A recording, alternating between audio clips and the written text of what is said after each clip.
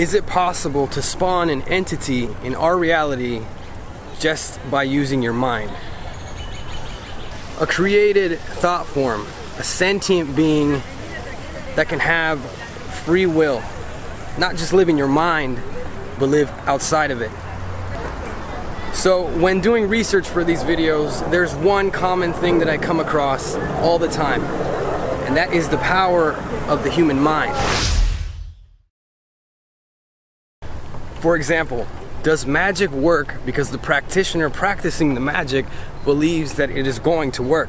Can we all be telepathic if we truly harness our thoughts and believe in what we're doing? Does Stephen Greer's CE5 initiative work because the collective consciousness of the group participating in this is allowing the contact to happen? Are you the poltergeist? So I decided to come to the Japanese gardens here in Buenos Aires. I will make sure to leave a link down in the description of the video with directions here so you can come check it out. It costs 120 pesos at the door. It's a great place to come and take some photos if you're a photographer, and also film if you want to film a cool little video in here. In all aspects of the paranormal or supernatural, the mind seems to be one of the most powerful tools that goes into play. So how powerful is somebody's consciousness?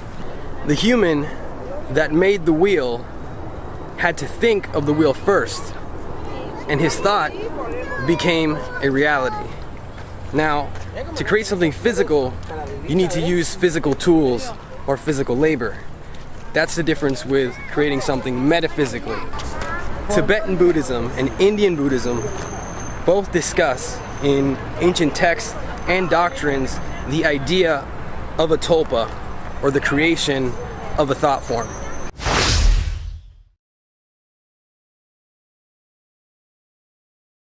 A basic idea of what a tulpa is, something that you can use as a reference in modern day culture, is the idea of a child with an imaginary friend. Some people say that the difference between an imaginary friend and a tulpa is that a tulpa can act on its own accord. Now, in modern day society, there are people that call themselves tulpamancers, and the name really says it all. They believe that they can create tulpas. The reasons why people make tulpas actually vary, from using them to their advantage, sending messages from one area to another, far distances, and maybe because they just want a friend.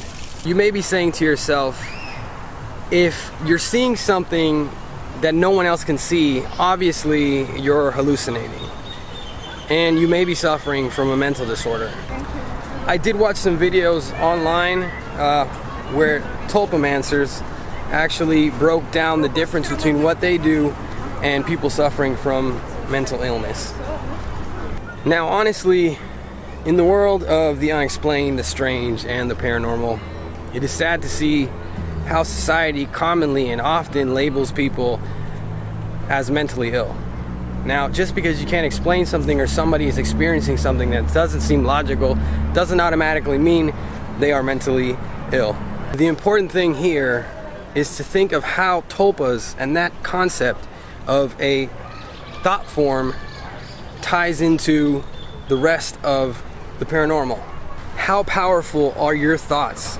Are tulpas, demons, and cryptids all things that were manifested into our reality by human thought or human will?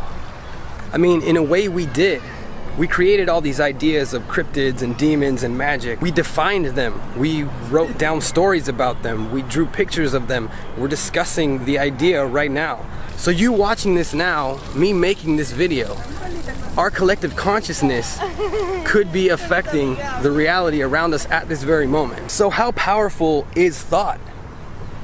How powerful is the human consciousness? If it is so powerful it can create an entity, I really don't see the boundaries here. I can see how this could affect all aspects of the paranormal, and we should really consider this when looking into other subjects. Now, do you have any information on thought forms or on the concept of thought forms or tulpas that you think I would find interesting? Make sure to leave them down in the comments. Also, if you're a new subscriber, say what's up, let me know a little bit about who you are. Let's try and see if we can use the collective consciousness here like a little test. I want you guys to send some positive vibes in my direction, and I will let you guys know if after putting this up and asking you guys to do that, what happens. Also let me know if you want me to make a video just dedicated to testing the idea of collective consciousness. You know, I've been lying here thinking. With what, chum? Brains, old boy, brains. Yeah? Well, what have you been thinking about? We cartoon characters can have a wonderful life if we only take advantage of it. We can do anything we think of. What do you mean, chum? Well, supposing I decide I want to be a mouse. Click, I'm a mouse. Supposing I want to be myself again. Click, I'm myself again. I bet you can't be a puppy dog. Sure I can.